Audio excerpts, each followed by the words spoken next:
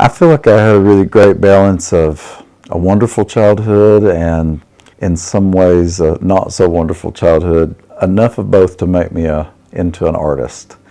It was wonderful in that I had great parents, such a close community full of storytellers. On the other hand, I grew up in a very strict evangelical sect that sort of shaped a huge part of my childhood.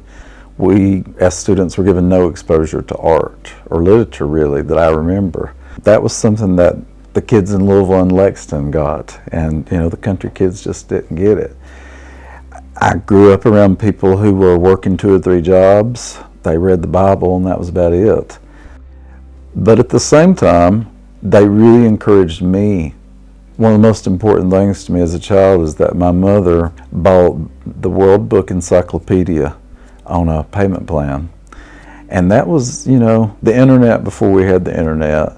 They realized pretty early that I loved literature, I loved film in a really deep way. And so they fostered that as much as they could. So I'm so thankful that I had parents and other family members who exposed me to the things that they saw I needed.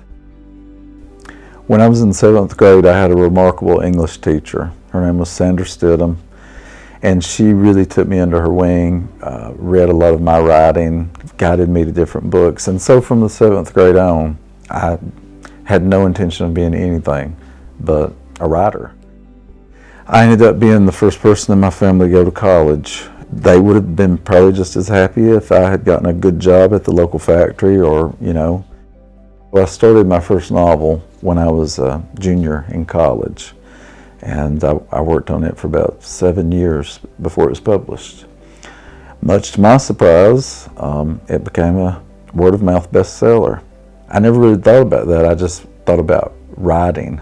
And so then I had to figure out how to make a career out of that, how to make a living.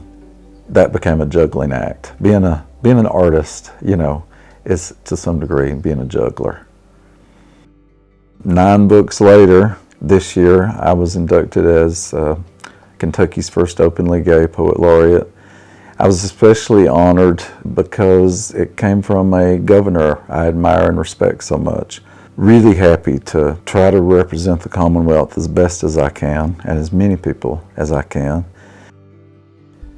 I think for me, when I have a social issue in mind, I can only really reach somebody with that if I'm telling a human story. I never want to impose my own opinions or agenda on readers, but I want to offer them this information for them to do with what they want. Usually I rely on my readers I think they're going to do the right thing. To me, the written word is especially important because we love to figure out a mystery, to gather information.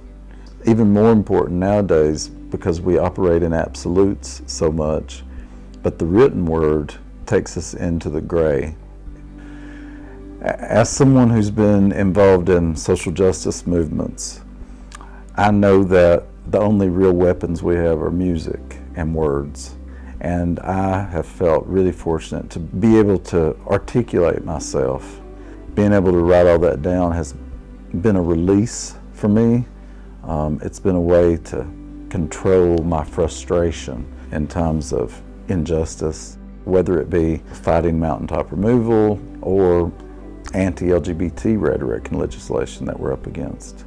So writing has saved me time and time again.